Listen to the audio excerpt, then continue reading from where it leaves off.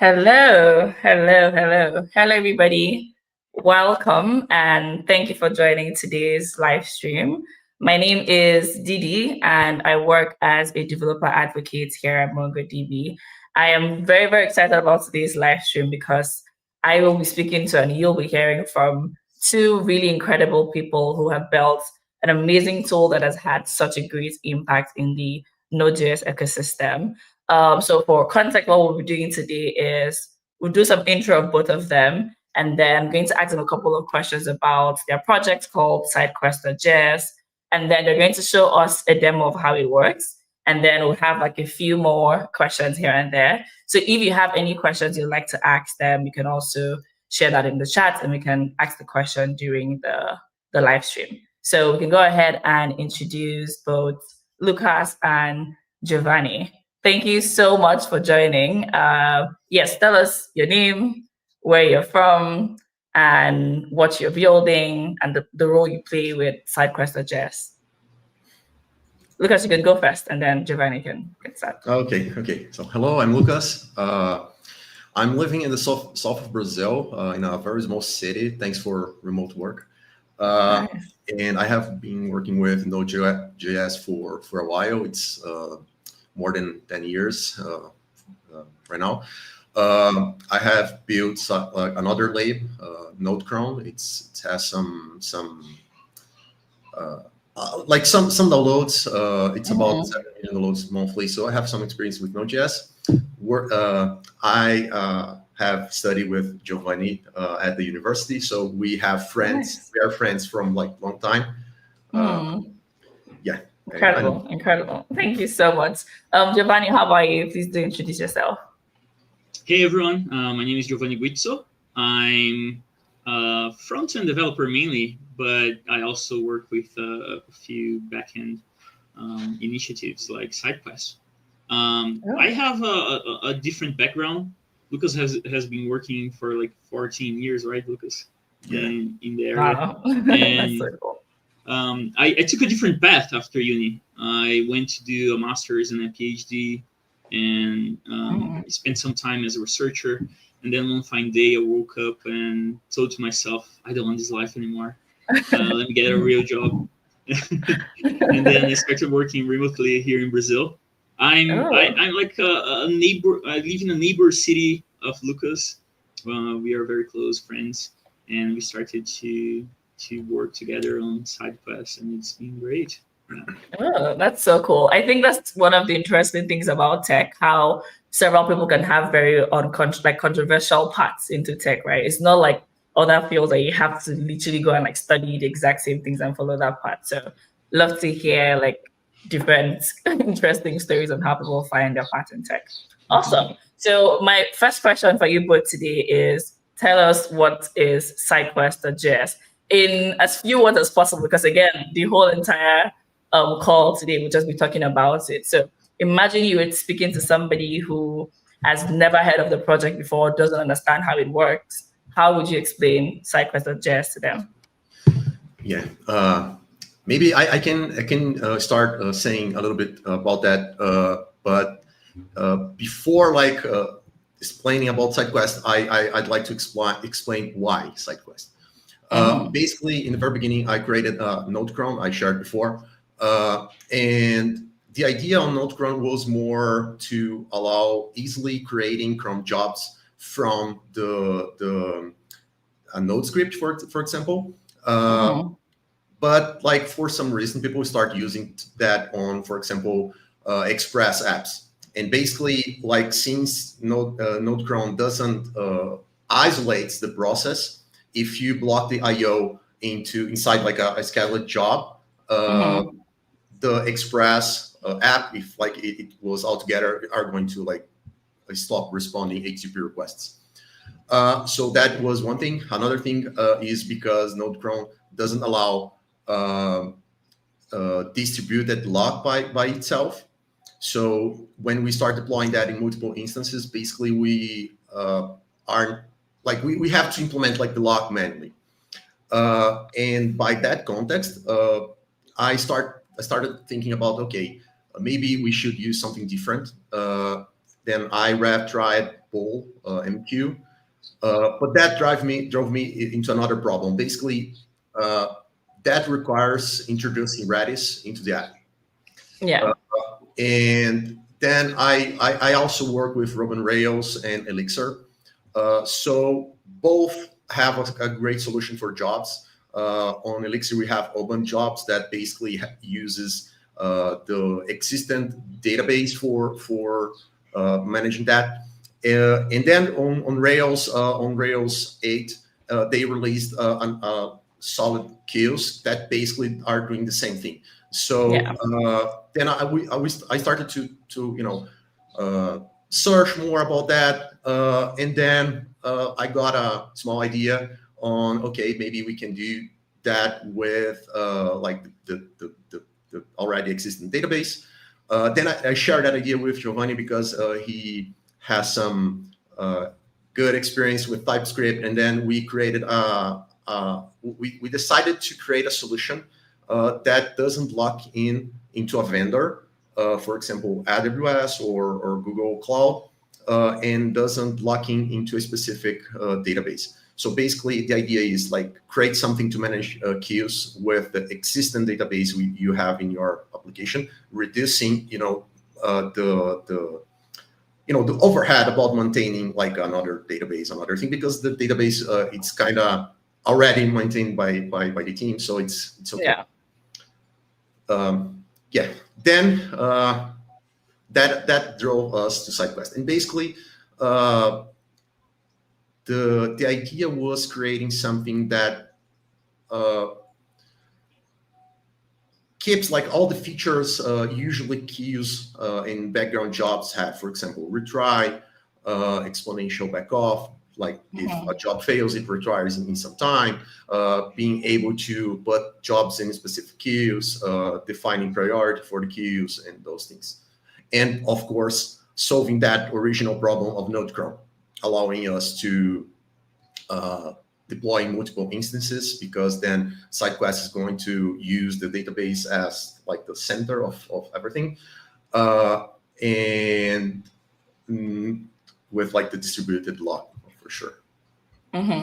That makes sense. So when you're introducing yourself, you mentioned that you built Node cron, but you kind of made it seem like it was like something, like it wasn't such a big deal. But for everybody watching, Node cron was created back in like 2016, and even till now continues to have about like 5 million downloads per month. So it's actually such a great tool that is continuing to be used by people in the Node.js ecosystem.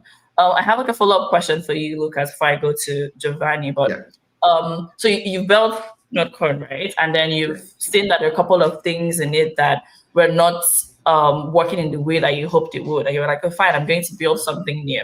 So my question was, why didn't you try to like update or change Node cron to become what Sidequest is now? Like the main thing is my intent with Node cron is keep that simple and small. So Node cron has no dependencies, so it's like 100% JavaScript, no other dependencies from any package. And for starting introducing another like new features into it, that principle, I will need to break that principle and start introducing like new stuff on that. So like that was the main reason, and also because like Node cron has not so commercial name, because it kind of limited, because it's about cron, and Sidequest is more okay. We are going to put that in a Sidequest and keep the other things running, so that allows us to create like more things without that limitation on the principle I created to myself basically on Node cron. Cool, interesting. And like when I had the name of the project, I was like, Sidequest it's such an interesting name. I'm like, oh, did he decide to like leave Node cron and then go on a side quest to build this new project called Sidequest? So my question is like, what's the inspiration behind the name Sidequest? Giovanni doesn't know that, but I created the package some years ago when I got like some first ideas, but the name was basically because of him. Because he was a World of Warcraft gamer, Oh. And he told me sometimes, "Oh, I'm doing like a side quest here, my character and those things." So it kind of, I was kind of, oh, that is funny thing. Oh, So that's when I start to look for a name some years ago, I like got that package and didn't publish anything on that until I got that like solid enough to start building it. interesting. Giovanni, I'm glad you now know the inspiration behind the name. Yeah, I didn't know either. Yeah, I just thought when Lucas came up with SideQuest name, I said, "Oh, this is perfect. You're running background jobs. This is a side quest of Hmm. your application. It's Yeah. perfect." Cool, cool. All Oh, right, so my by the next way, question. the first logo of SideQuest was a shield and a sword. Oh, that's cool. Very interesting. Very interesting. All right, cool. So Giovanni, over to you. Like, question for you. So you've talked a bit about like your uncontroversial path to tech, right? How you did a bit of like research and stuff.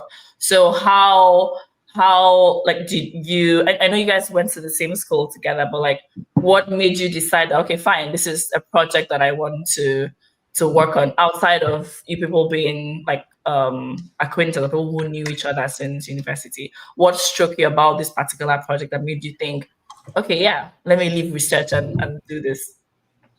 Yeah, the first thing that came to mind when Lucas told me about the idea was that, well, why nobody's doing this the right way? Mm, Instead of, in a company that I worked a few months ago, we had this background job processing, and it was a whole big infrastructure for, we use RabbitMQ and Celery to get events and then orchestrate the job processing.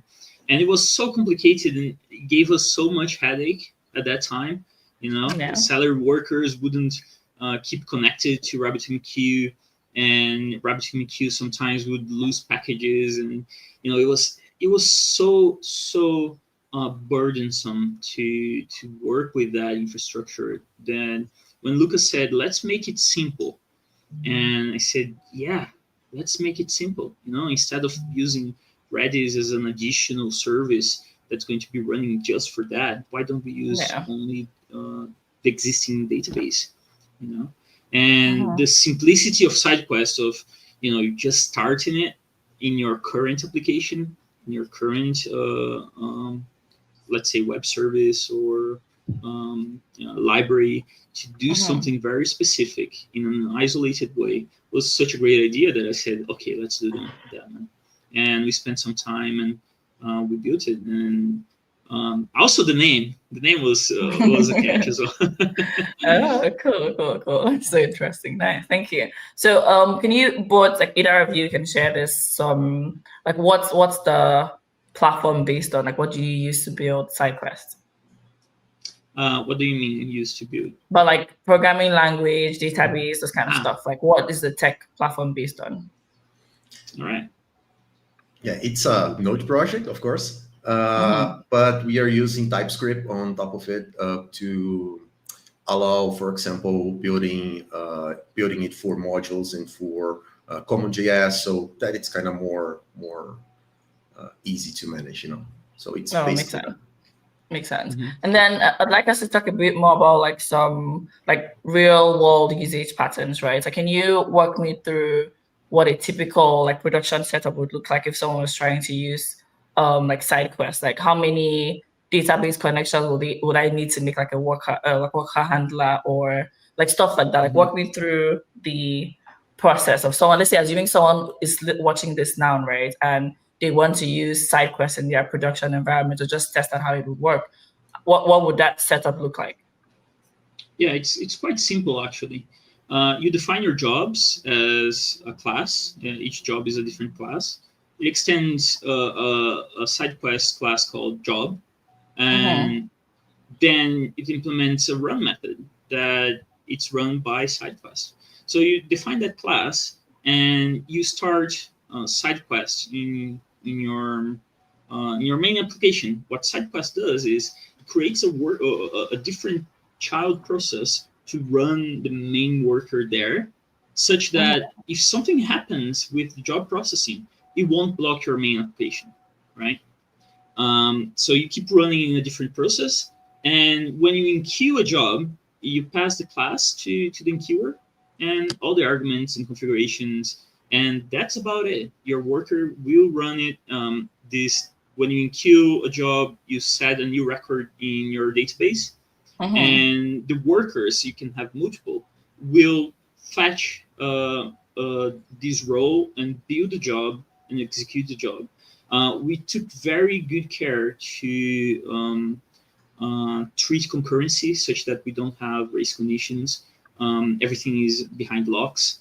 So we know for sure that only one worker will run a given job at any time, right?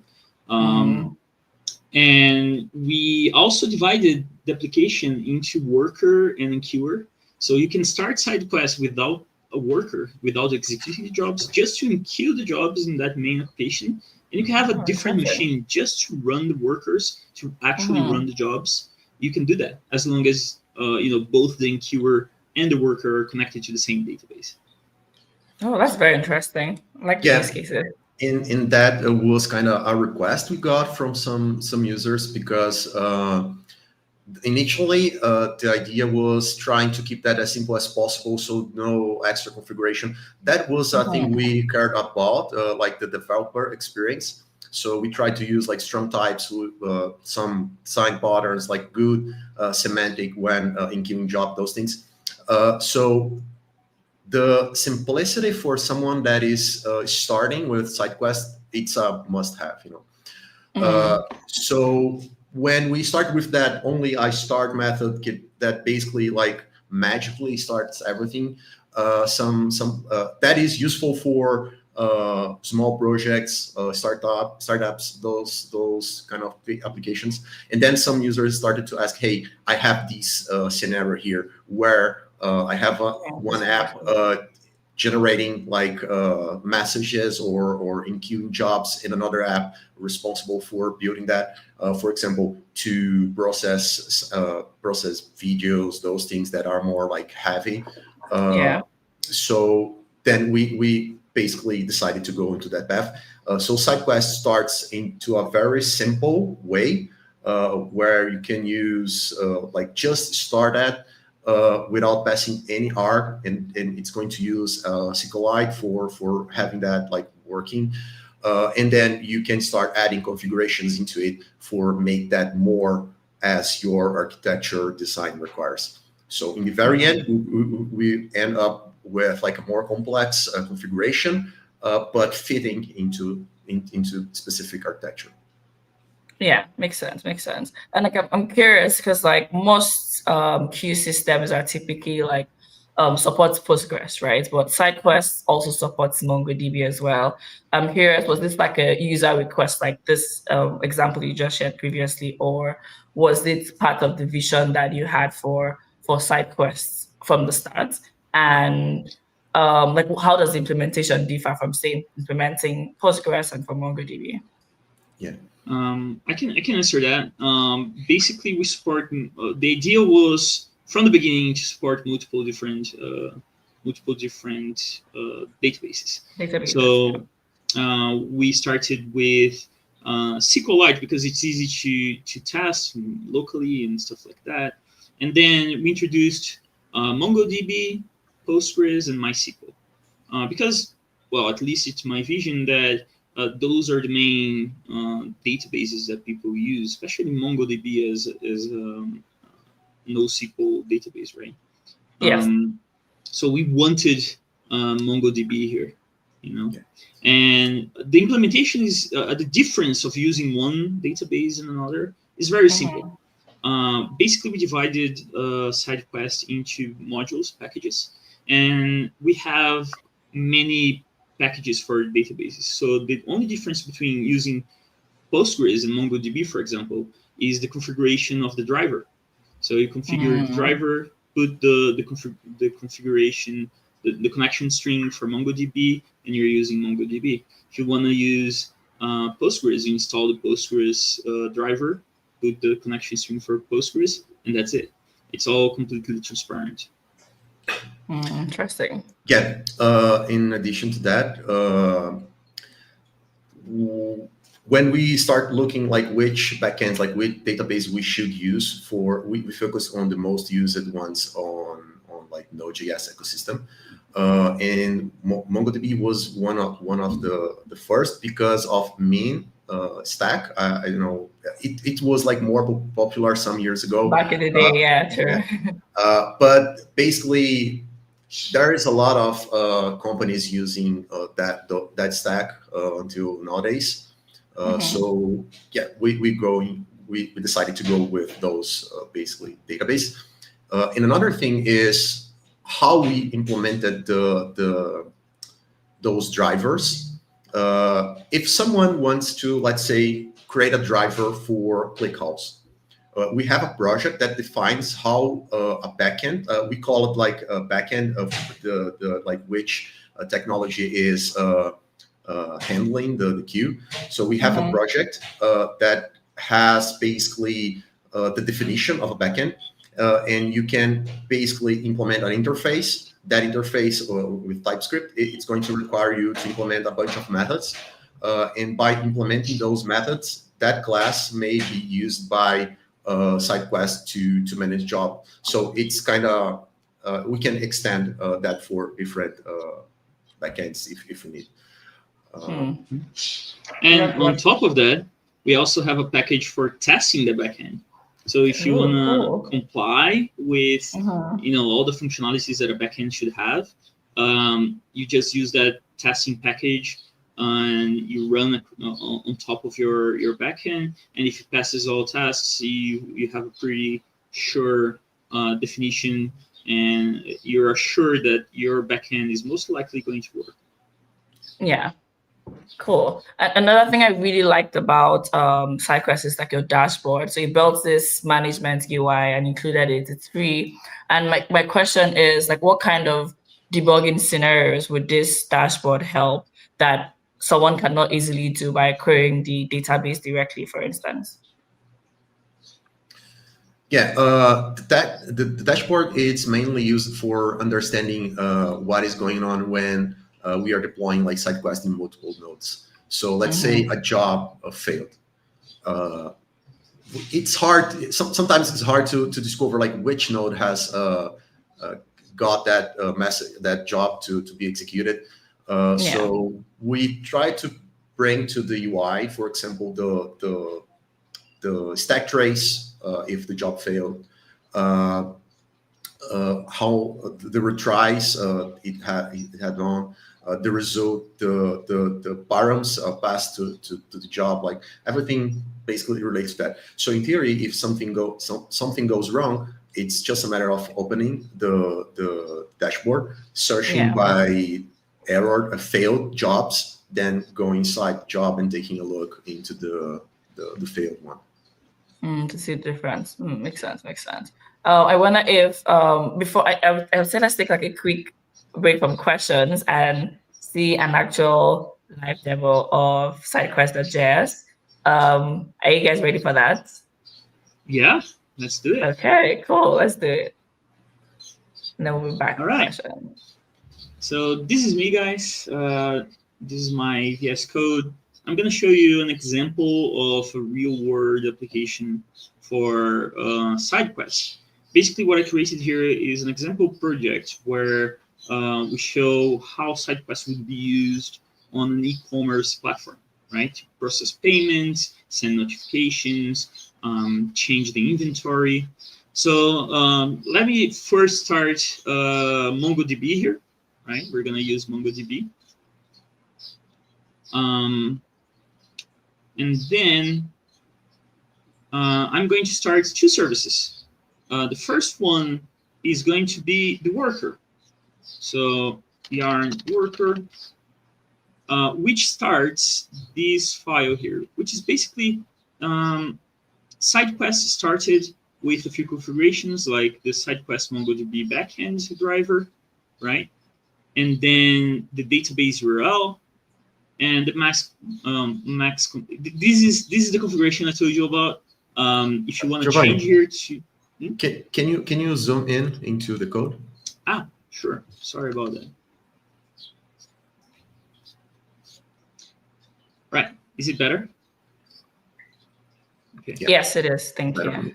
Perfect. So this is the configuration I told you about the backend. Instead of using MongoDB here, if you want to use Postgres, you just do Postgres backend. And then you change your database URL and you're ready to go. Right? Nice. Let's Very use Mongo straightforward. here. It's very straightforward. You just have to install, love it. of course, this package here, right? Mhm. If you install it and it's available in your Node modules, you're going to be able to use it. A few other configurations, like the maximum current jobs. We have 20 here. And the dashboard, the dashboard configuration. A few console logs here, and then the graceful shutdown. Basically, we start the worker, and that's about it for the worker. Every time, it will keep polling the backend, checking for new jobs, and when it finds one, it's going to execute it. So this is the, let me start it again. For some reason, executed failed. There you go. A few logs here, watching for jobs. And then in our main application is what enqueues the jobs, right? So instead of doing sidequest.start, we do sidequest.configure. This means that sidequest will be configured with that backend and those queues, but it won't run jobs inside this application here, inside this process here. And what it's going to do is it's going to enqueue jobs. Here's an example of job enqueuing. Let's say we want to process a payment, right? And this is my process payment job here. It just extends job, right? A few other parameters here, they're not necessary. And we have a run method. A few console logs here. We process the payment. We get the success. If it wasn't a success, we throw an error. And if it was a success, we return the results. Basically, if we throw an error here, Sidequest will automatically retry this job. What we did here was a simulation of the process, like a random here with 10% chance of failing, right? Just to check. But if we throw an error from here, we will retry the job. We can also, if we want to make it fail for real and not retry, we just do a return this.fail.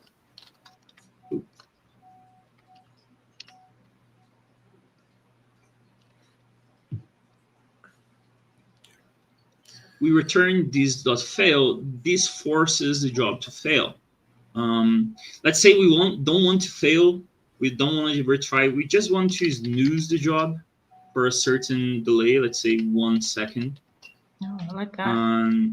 We just snooze it. It won't count as a retry. It won't count as an error. It's just like, I don't want to process this right now. I just want to snooze it. Or if you want to retry, we can do it. We can simply retry this execution, right? Anyway, nice. In the end, we can manage the entire life cycle of the job with those methods we have. Yeah, exactly. I like the namings of the methods as well, like snooze. It's cool. Yeah. And also, Sidequest has access to all the metadata of the job. For example, the attempt here is the attempt number of this run for job ID this.id.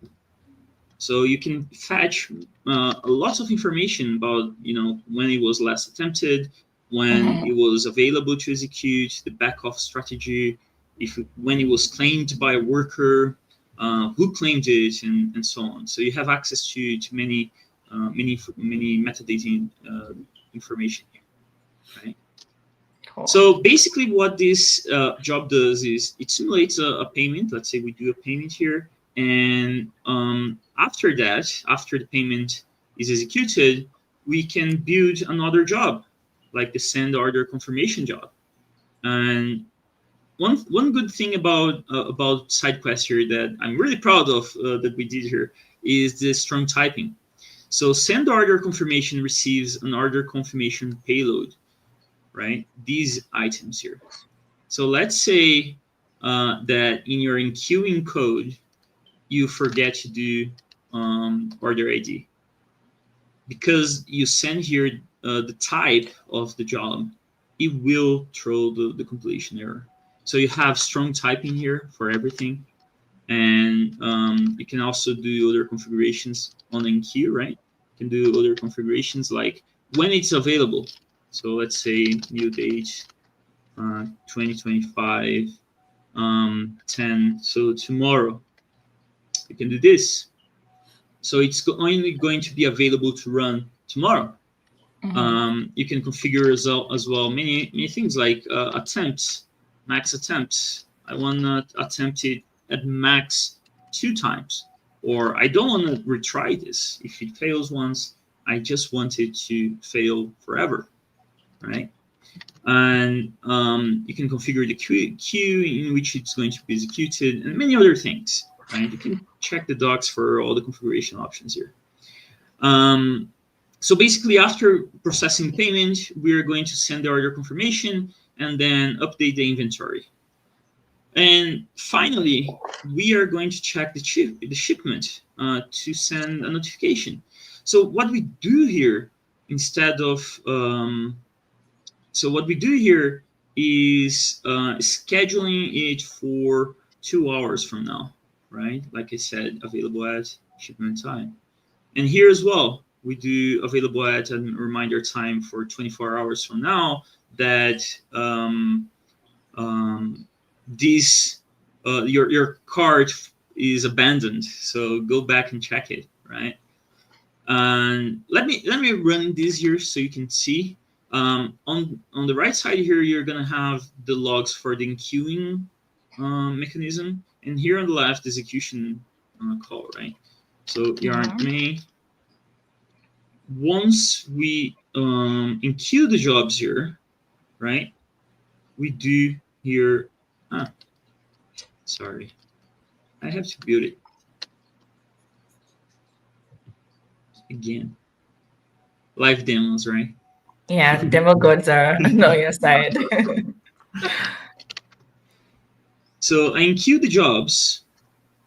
Let me enqueue the jobs, and here we go. Let me see what's happening here.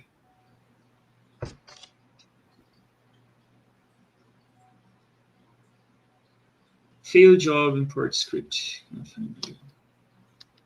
Let me reset my database here. Sure thing. This is the thing with live demos.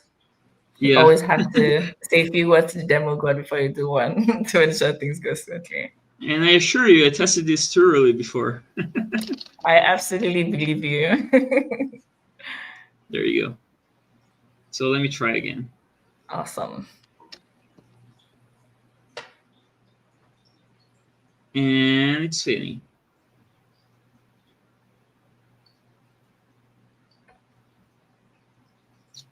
Failed to import process payment.ts.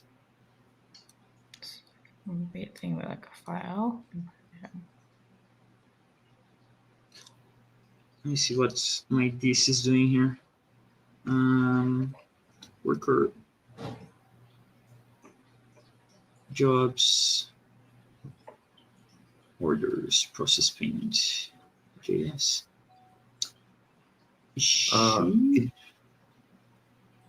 Am I running? I found the error. I'm not running from the build job. So Node. Sorry about that. Problem is not with Sidequest. Problem is with the person behind it. All right, let me try again. There you go. Yeah, that's it. So Let me show you an example of the logs here. Running job 39, update inventory job, send order confirmation job, and process payment job. They are all in queue at the same time.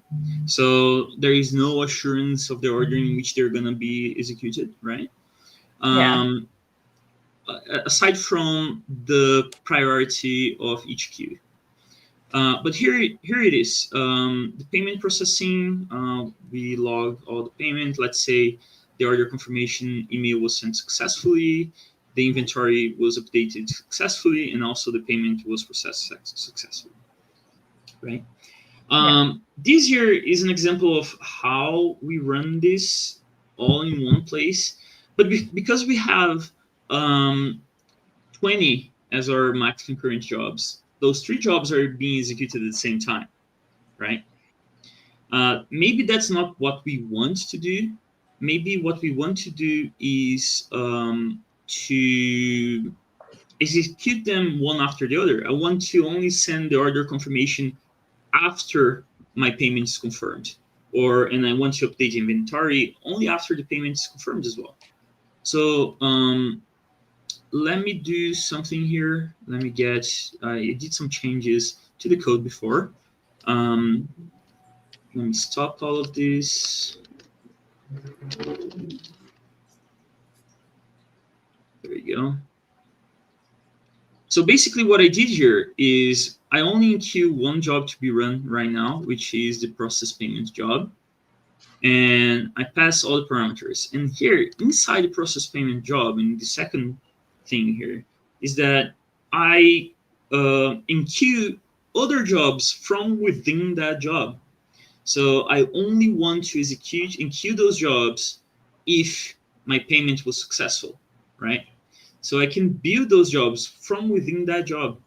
So here I know for sure that these other 2 jobs here for sending the order confirmation and update inventory is only executed after my my payment is processed. And this here, if you think about it, it looks a little bit about a workflow, right? You have one job, you have 2 other jobs that depend on this. And this all here is done without actually defining a workflow. You can do it dynamically inside and conditionally inside your job. So let me show you how it looks like now. Yeah, while go ahead. So the difference here that you're going to see is that now the first thing that is executed is the payment processing, right? And then, as you can see, it was completed. And finally, only then, the update inventory job and send order confirmation job are executed. That's right. Yeah.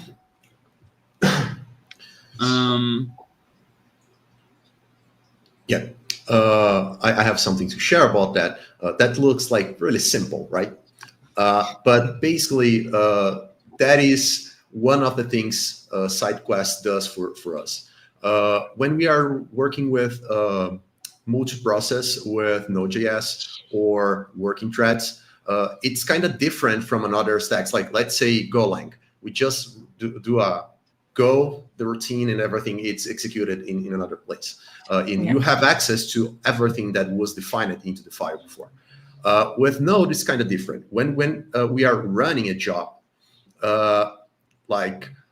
we have to recover everything that is loaded into the job. Like let's say we created an object into the main thread, into a thread here, into a process here. Then we are create a working thread like here, and then we are executing here. Like so, we have to load everything, including the connection with the database, because the new process doesn't know about everything else, that you have in your app.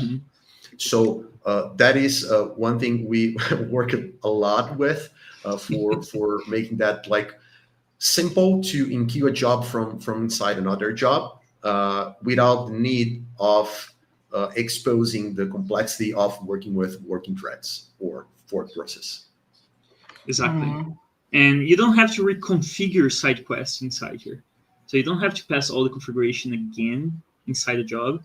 it just inherits the configuration from the worker, right? And it magically knows where to look for jobs and where to enqueue jobs.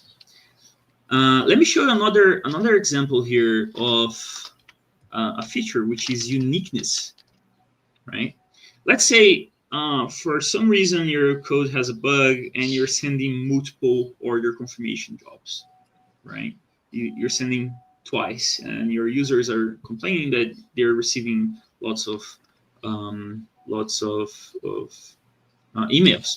So what you can do is, to ensure that you're only going to send one, you can configure it as a unique with the args true, meaning that this send order confirmation job with the same args will not be enqueued at the same time. They will not be active. You won't have two active jobs at the same time at any given moment. So let me show you an example of trying to enqueue it again.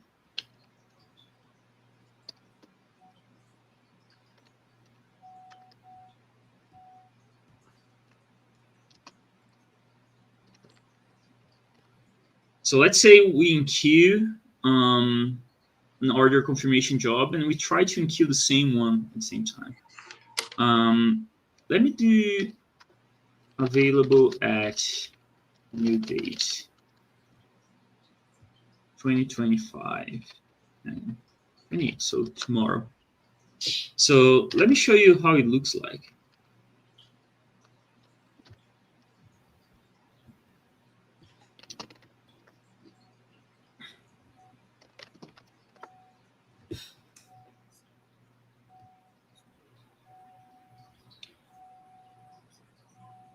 Oh, here's an example of something that failed. That 10% was it. So the payment processing failed because of insufficient funds. And what we do is, what Sidequest does is it retries a failed job. Here another example of another failure, attempt 2 of 5. Let's say the API for payment timed out. And then we try again. Payment processing for order now is successful. Sending order confirmation email. So we enqueued one order confirmation email, and when we try to enqueue another order confirmation email, the unique constraint kicked in and didn't allow for a duplicate job, right? Yeah. Sure. So cool. Can you show the failed job into the web dashboard? Oh yeah. Yes, that'd be nice. Let me open the dashboard.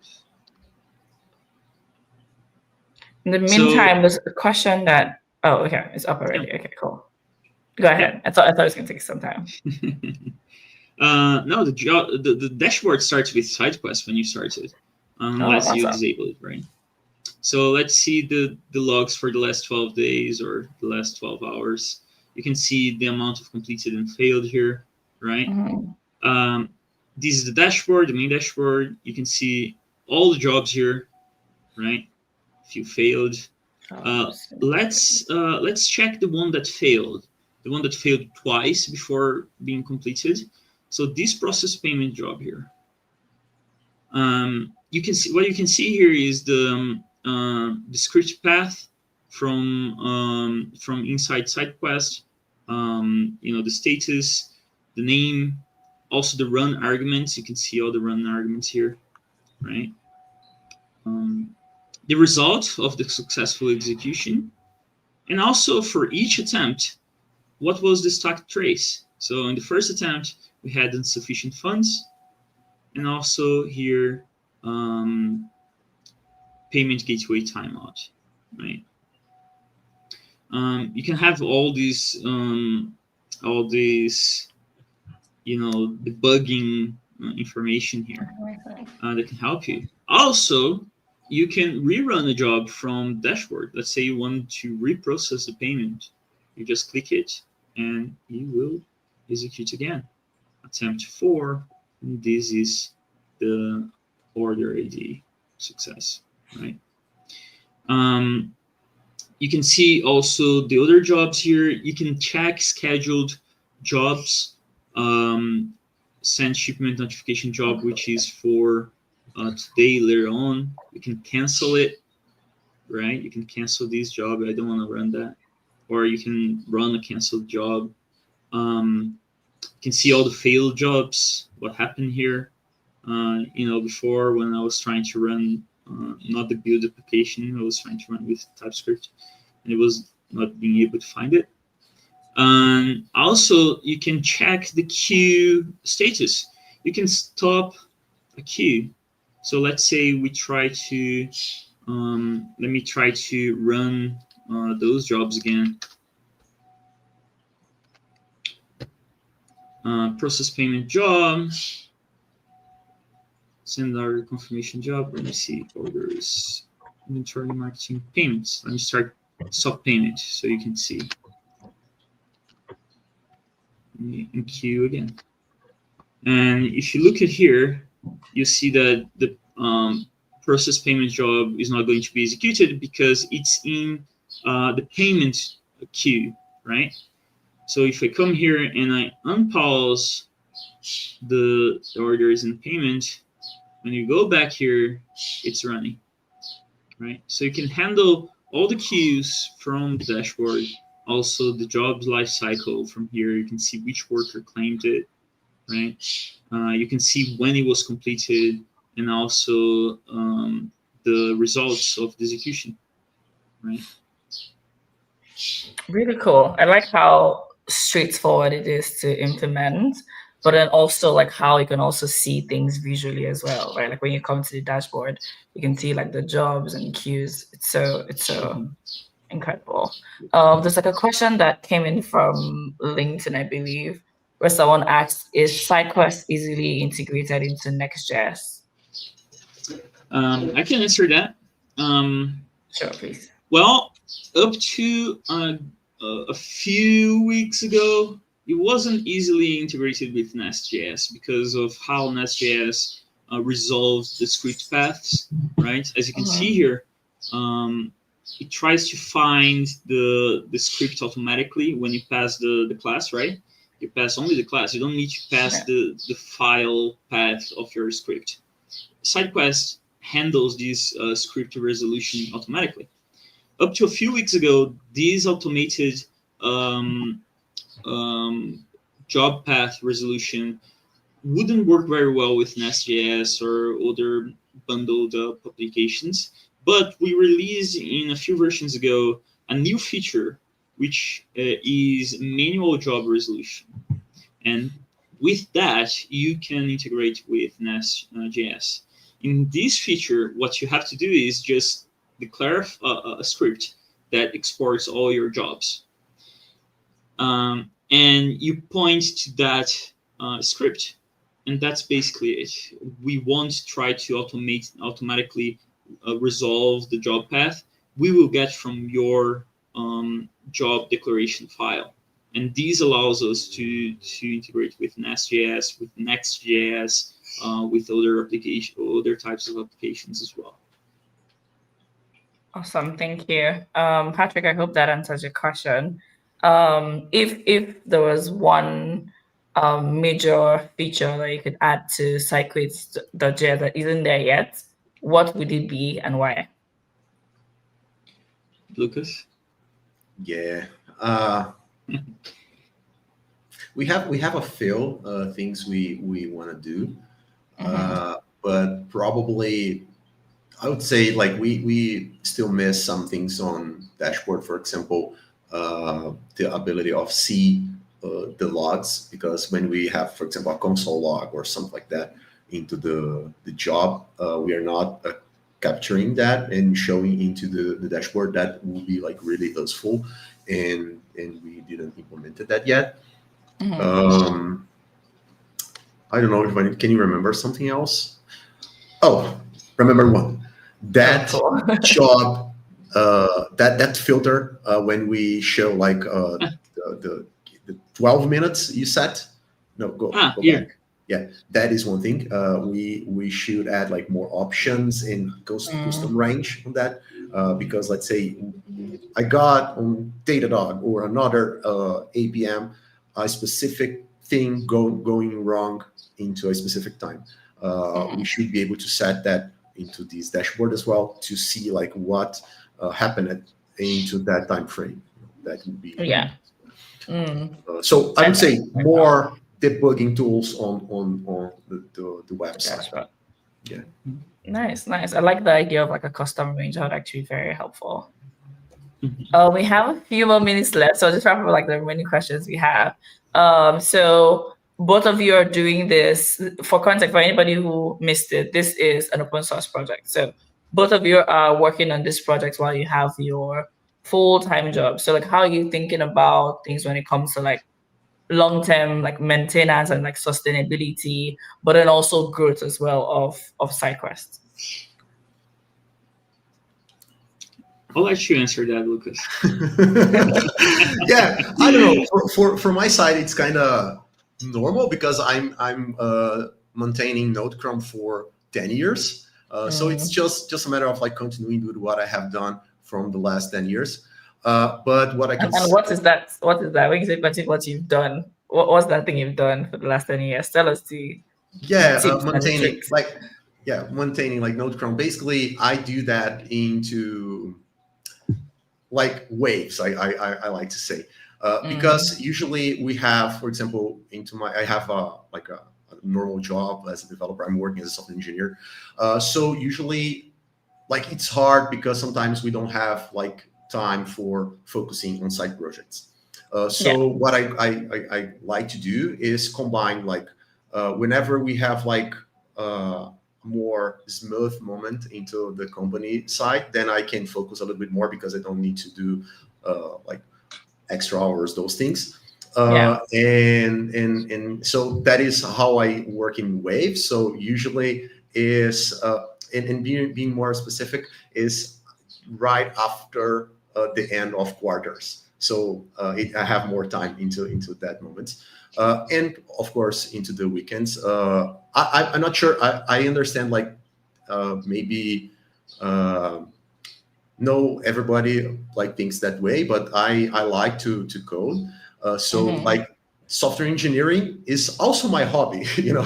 So into my free hours, I like to like study and coding a little bit. So I try to combine like those two things. Big features when into those moments I have like more time to work with, and like small things, bug fixes during my free time just for fun, you know. Nice nice, cool. So Giovanni, final question for you. If someone wanted to learn more about Sidequest or maybe even contribute to the projects, like where would you refer them to? Right. So we have a few resources. First is the GitHub repo, of course. You can check it in Sidequest.js/Sidequest in GitHub. Then also Sidequest.js.com or docs.sidequest.js.com. Those are basically the links you can follow. The docs are very comprehensive. Every time we create a new feature, we document it. And the GitHub issues is very active. I think Sidequest is probably 2 or 3 months old, and we had about 120 issues already, and we solved all of them. We have 2 open. We have a few discussions. We already had pull requests from the community, which is great. Hi. And it was very fulfilling to receive a pull request from someone outside of me and Lucas. It's very nice to see on open source projects getting this traction. Absolutely, I agree. No, cool, awesome. Thank you both so much for one, building this incredible like project, and 2 for joining this live stream today. Absolutely enjoyed speaking with both of you, and I hope that everybody who is watching this goes to try Sidequest.js out, and I don't know, reach out to either Lucas or Giovanni via LinkedIn and share your thoughts with them and join them in contributing as well, if you can. Cool. Yeah. All right. Thank you, everybody. See you again for the next live stream. Bye. Thanks. Thank you. Bye. Thank Okay, you, bye. Lucas and Giovanni.